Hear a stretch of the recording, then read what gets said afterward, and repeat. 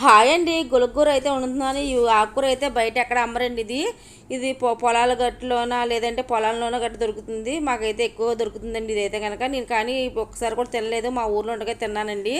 ఇది అనుకోకుండా మా ఫ్రెండ్ అయితే ఇచ్చింది, ఎక్కువే తెచ్చింది. కానీ నాకైతే 4-5 రోజులు పోయాక ఇదైతే నాన్ వెజ్ చేసుకుని తింటేనే బాగుంటుంది. ఎండి చేపలు, ఎండు రొయ్యలు, నెత్తలు వేసుకుని వండుకుంటేనే బాగుంటుంది అన్నమాట. అందుకోసం నేనైతే ఇన్నాళ్ళు సండే వరకు వెయిట్ చేశాను. సండే వరకు వెయిట్ చేయడం వరకు కొంచెం అయితే పోయిందంతా తీసి పాడిసి మందంతా ఒక గిన్నెలు వేసుకొని 4-5 సార్లు శుభ్రంగా కడిగేసుకొని పక్కన పెట్టుకున్నాను. రొయ్యలు కూడా కడిగేసుకొని పెట్టుకున్నాను. రొయ్యలు చాలా బాగున్నాయి, పెద్ద పెద్దగా బాగున్నాయండి. ఫస్ట్ అయితే ఇంకా రొయ్యలు అయితే వేపేసాను. ఇదైతే చెడికి తీసేసి తర్వాత అయితే కనుక దాంట్లో అయితే కనుక ఒక ఉల్లిపాయ వేసి 2 పచ్చిమిర్చి వేసి శుభ్రంగా వేపేసాను. ఏదో బ్రౌన్ కలర్ వచ్చాకైతే కనుక ఈ ఆకుకూర అయితే అందులో వేసేసండి. అది కూడా మగ్గిపోయాకైతే కనుక కొంచెం ఉప్పు కారం పసుపు అయితే వేసాను.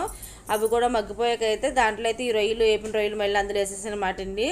తర్వాత మొత్తం ఒక 2 నిమిషాలు మగ్గించి కొంచెం వాటర్ అయితే వేసాను. ఒక చిన్న గ్లాస్ వాటర్ వేసి నేను, ఎందుకంటే అందులో ఆకుకూరలో వాటర్ ఉంటుంది అందుకోసమని.